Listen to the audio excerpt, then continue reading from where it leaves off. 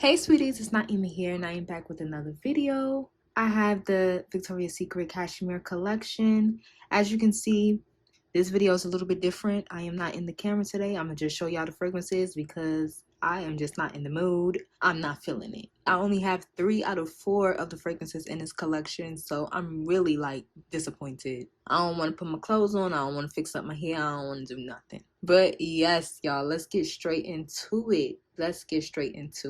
Before we do though, y'all already know what to do. If you aren't already, subscribe down below because this is a place where I talk about my sweet and gourmand fragrances. And if you love sweet and gourmand fragrances, then this is the place for you. Follow my social medias, TikTok, Queen Naima with 3 E's, Instagram, The Queen Naima, because that is another place where I share my fragrances, especially TikTok. I talk about a little bit more on there, so follow me on there. Now let's get into it. Okay, so this is the Cashmere collection. I have Bare Vanilla Cashmere, Pure Seduction Cashmere, and Velvet Petals Cashmere. Instead of Love Spell Cashmere, they gave me Love Spell the original. Why? But I'm glad they gave me Love Spell the original because we're going to talk about that a little bit today. We're going to start with Pure Seduction. Let's start with Pure Seduction. Pure Seduction Cashmere. It has notes of whipped meringue, decadent berries, all wrapped up in pure seduction. So is this a berry fragrance? Yes. Is it giving whipped meringue? I say during a dry down. As it dries down and it sits on the skin, the berries do become like whipped, creamy and soft. But if you're thinking like you're going to get like a gourmand, whipped meringue, a dessert, something delicious, something different, you're not going to get that.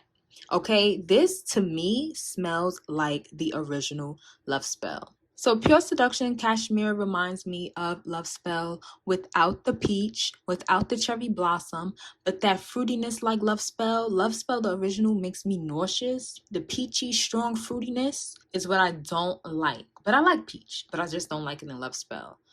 Pure Seduction has that same fruity vibe, but instead of the peach and cherry, it's berries. I'm not really a fan of the berries in this fragrance. As it dries down, you get the berries, but it calms down and becomes like a little bit more creamy. But in my opinion, this smells just like a berry version of Love Spell.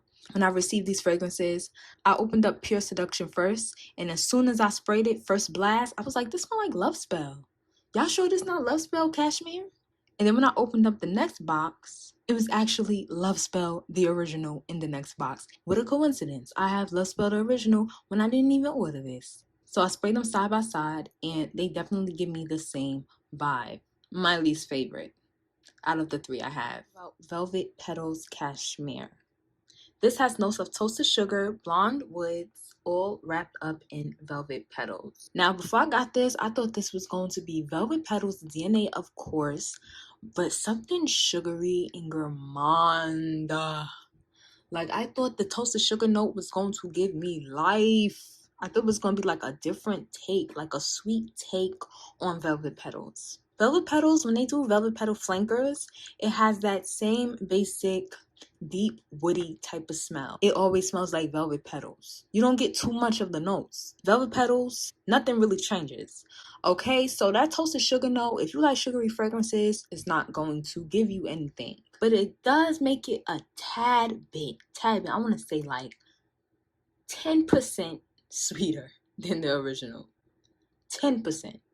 Because Velvet Petals, the original, is already sweet. So it's a little bit more sweeter. A little bit.